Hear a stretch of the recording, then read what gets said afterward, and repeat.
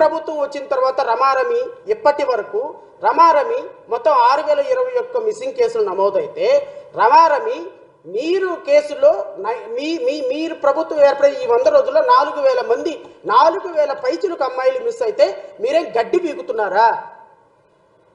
ఇప్పుడు ఏ వాలంటీర్ వచ్చి మిస్ చేశాడు? ఇప్పుడు ఏ వాలంటీర్ వచ్చి వాళ్ళని వ్యభిచార వృత్తిలోకి దించేశాడు?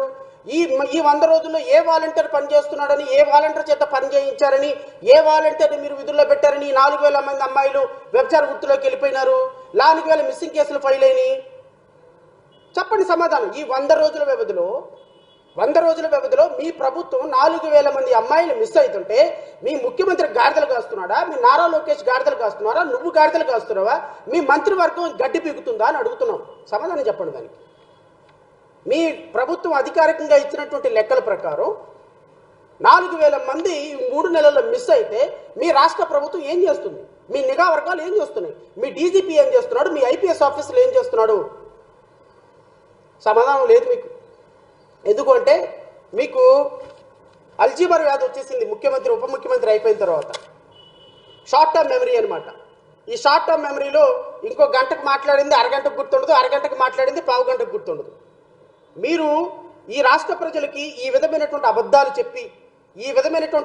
చెప్పి ఫాల్స్ అస్యూరెన్సెస్ ఇచ్చి ఊగిపోయి మాట్లాడి ఒకలాంటి సినిమాటిక్ మైకంలోకి ప్రజలను తీసుకొని వెళ్ళిపోయి కనీసం ఒక పరిజ్ఞానం లేకుండా, కనీసం అవగాహన లేకుండా అబద్ధాలు చెప్తున్నాము, అబద్ధాలు గుప్పిస్తున్నాము. ఆడపిల్లల బ్రతుకులతోటి, ఆడపిల్లల జీవితాలతోటి, ఆడపిల్లల మిస్సింగ్ల కేసులతోటి, మన ఇంట్లో ఉన్నటువంటి ఆడపిల్ల మిస్ అయితే పట్టుకోవటం లేదనేటువంటి అబద్ధాలతోటి ఒక ఎమ్మెల్యే అయి ఉప ముఖ్యమంత్రి అయినటువంటి నీకు ఒక్క క్షణం కూడా ఉప ముఖ్యమంత్రి పదవిలో కూర్చునే అర్హత లేదు. ఇమ్మీడియట్గా నువ్వు రిజైన్ చేయాలి అని జేబీఎంరావు భారత పార్టీ డిమాండ్ చేస్తుంది.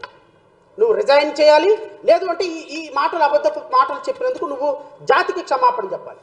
ఏమయ్యా నాకు అర్థం కాదు. జన సైనికులు, వీర మహిళలు మీరందరూ కూడా మా పవన్ కళ్యాణ్ అద్భుతము, తోపు, తురుంకని అంటారు. ఇలాంటి అబద్ధాలు చెప్పటమా? ఇలాంటి అబద్ధపు కార్యాల్లోనా? ఇలాగ జాతిని మోసం చేయటంలోనా? లడ్డూలో ఏం జరిగిందో తెలీదు, ఎవరు కల్తీ చేశారో తెలీదు, కల్తీ మీ హయాంలో జరిగిందని తెలీదు, ప్రాయశ్చిత్త దీక్ష చేస్తారంట. ఏమయ్యా నువ్వు దీక్షలు చేయడానికి ఎక్కావా ఉప ముఖ్యమంత్రిగా? ఇదే ఒక ముస్లింకి జరిగితే, ఒక క్రిస్టియన్కి జరిగితే అంటే వాట్ డస్ ఇట్ మీన్? నీకు క్రిస్టియన్లు ఓటే లేదా? నీకు ఎస్సీలు ఓటే లేదా? నీకు ముస్లింలు ఓటే లేదా? వేస్తారు. ఎందుకంటే గొర్రెలు కాబట్టి నీలాంటి వాడికి అందరికీ వేస్తారు ఓట్లు. వాళ్ళకి బాగా జరగాల్సిందే ఇది. నీలాంటి వ్యక్తికి ఓట్లేసినందుకు, నీలాంటి వ్యక్తిని ఉప ముఖ్యమంత్రిగా కూర్చోబెట్టినందుకు, మీ కూటమి ప్రభుత్వాన్ని గెలిపించినందుకు ఎస్సీలకి, ఎస్టీలకి, ముస్లిమ్స్కి ఇలా జరగాల్సిందే. వాళ్ళు సెకండ్ గ్రేడ్ పీపుల్గా, వాళ్ళు తీవ్రవాదులుగా ప్రజల దగ్గర పరిగణించబడాల్సిందే.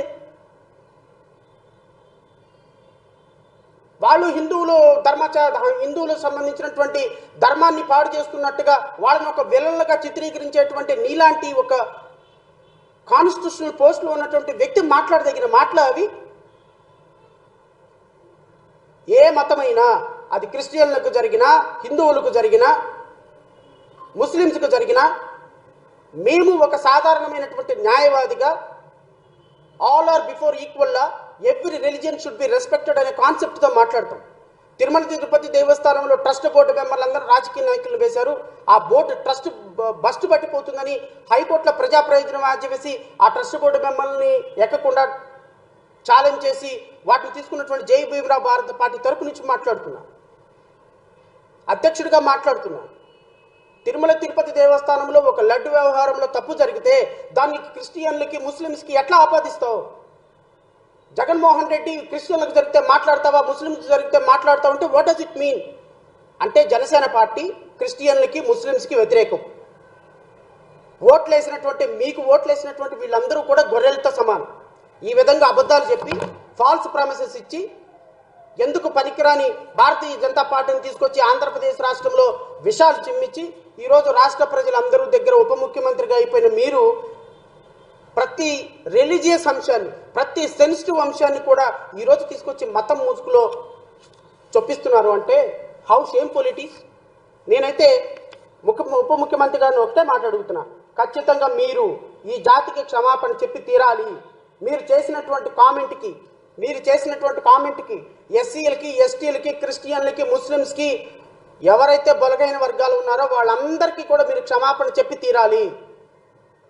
దిస్ ఇస్ అవర్ కంట్రీ అండి. హిందువులు వేరు, ముస్లిమ్స్ వేరు, క్రిస్టియన్లు వేరు కాదు. మీరు అట్లా వేరు చేసి మాట్లాడొద్దు. You are holding a constitutional post. ఒక డిప్యూటీ చీఫ్ మినిస్టర్ అంటే రాష్ట్రంలో ఉన్నటువంటి 5.5 కోట్ల మందికి మీరు డిప్యూటీ చీఫ్ మినిస్టర్. ముస్లిమ్స్కి వేరు, క్రిస్టియన్కి వేరు కాదు.